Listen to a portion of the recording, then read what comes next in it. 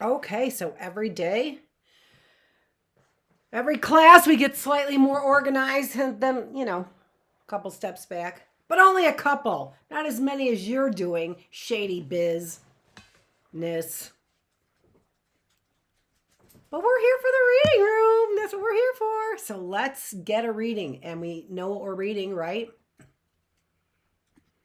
Be Careful What You Wish For by R.L. Stine. This is part of the Goosebumps series. So let's hope it's better than that other one. Kind of just totally gave me the creeps. It did. Nice job, Mummy Maker.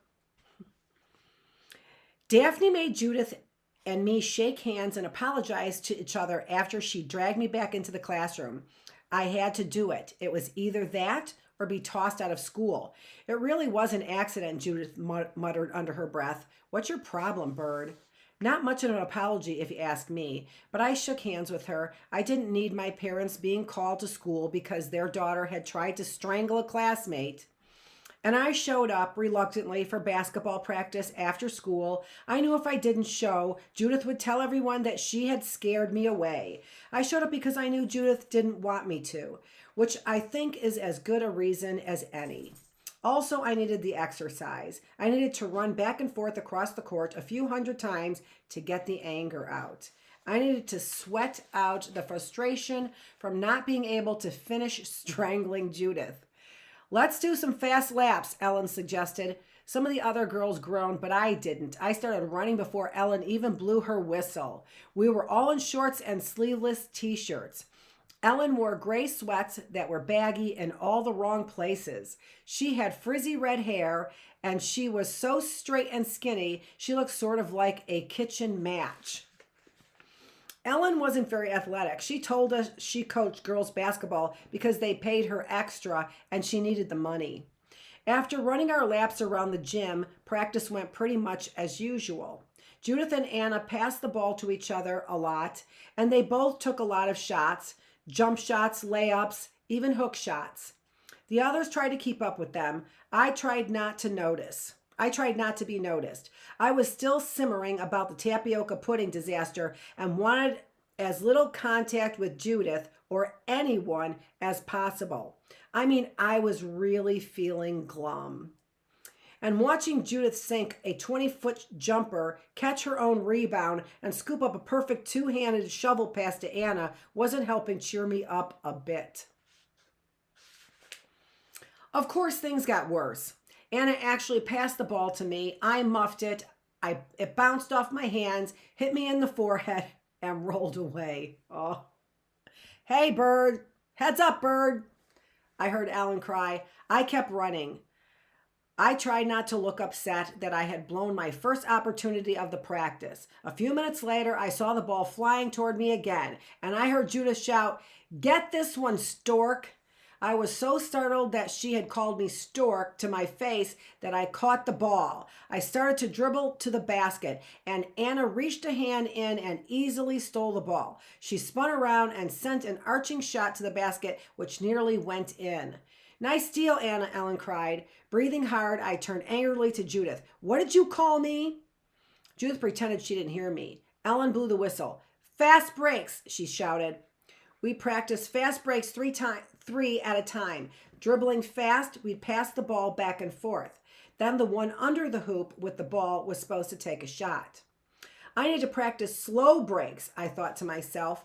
I had no trouble keeping up with the others. I mean, I had the longest legs after all. I could run fast enough. I just couldn't do anything else while I was running. As Judith, Anna, and I came roaring down the court, I prayed I wouldn't make a total fool of myself. Sweat poured down my forehead. My heart was racing. I took a shot past Anna, dribbled under the basket, and took a shot. I took a short pass from Anna, dribbled under the basket, and took a shot. The ball flew straight up in the air, then bounced back to the floor. It didn't even come close to the backboard. I could hear the girls laughing on the sidelines. Judith and Anna had their usual superior smirks on their faces. "Good eye," Judith called, and everyone laughed some more. After 20 minutes of fast break torture, Ellen blew her whistle. "Scrimmage," she called out. That was a signal for us to divide into two teams and play each other. I sighed, wiping perspiration off my forehead with the back of my hand. I tried to get into the game. I concentrated hard, mainly on not messing up, but I was pretty discouraged. Then a few minutes into the game, Judith and I both dove for the ball at the same time. Somehow, as I dove, my arms outstretched Judith's knee came up hard. Somehow, as I dove, my arms outstretched. Judith's knee came up hard and plunged like a knife into my chest. The pain shot through my entire body. I tried to cry out, but I couldn't make a sound. I uttered a weird, gasping noise, sort of like a honk of a sick seal, and realized I couldn't breathe. Everything turned bright red, bright, shimmering red, then black. I knew I was going to die. Having your breath knocked out has to be the worst feeling in the world. It's just so scary. You try to breathe and you can't. And the pain just keeps swelling like a balloon being blown up right inside your chest. I really thought I was dead meat. Of course, I was perfectly okay a few minutes later. I still felt a little shaky, a little dizzy, but I was basically okay. Ellen insisted that one of the girls walk me to the locker room. Naturally, Judith volunteered. As we walked, she apologized. She said it had been an accident, totally an accident. I didn't say anything. I didn't want her to apologize. I didn't want to talk to her at all. I just wanted to strangle her again. This time for good. I mean, how much can one girl take in a day? Judith had tripped me in math class, dumped her disgusting tapioca pudding all over my Doc Martens in home ec, and kicked me unconscious in basketball practice. Did I really have to smile and accept her apology now? No way. No way in a million years. I trudged silently to the locker room, my head bent, my eyes on the floor. When she saw that I wasn't going to buy her cheap apology, Judith got angry. Do you believe that? She shoves her knee through my chest, then she gets angry.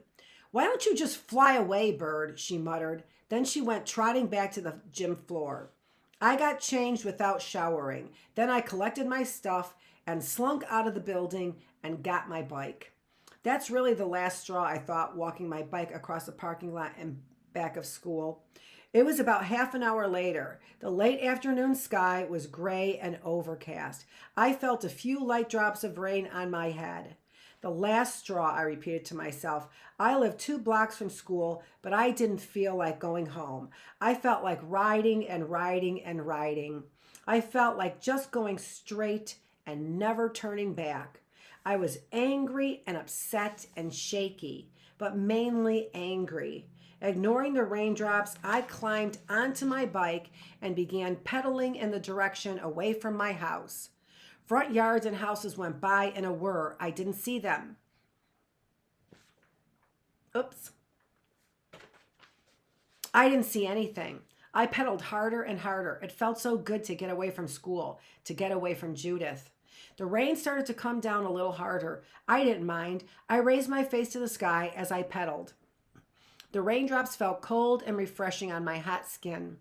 When I looked down, I saw that I had reached Jeffers Woods, a long stretch of trees that divides my neighborhood from the next. A narrow bike path twisted through the tall old trees, which were winter bare and looked sort of sad and lonely without their leaves. Sometimes I took the path, seeing how fast I could ride over its curves and bumps. But the sky was darkening, the black clouds hovering lower, and I saw a glimmering streak of lightning in the sky over the trees. I decided I'd better turn around and ride home. But as I turned, someone stepped in front of me, a woman. I gasped, startled to see someone on this empty road by the woods. I squinted at her as the rain began to fall harder, pattering on the pavement around me. She wasn't young, and she wasn't old. She had dark eyes like 2 black coals on a pale white face. Her thick black hair flowed loosely behind her. Her clothing was sort of old-fashioned. She had a bright red, heavy woolen shawl pulled around her dark shoulders. She wore a long black skirt down to her ankles. Her dark eyes seemed to light up as she met my stare. She looked confused. I should have run. I should have pedaled away from her as fast as I could. If only I had known, but I didn't flee. I didn't escape. Instead, I smiled at her. Can I help you? I asked.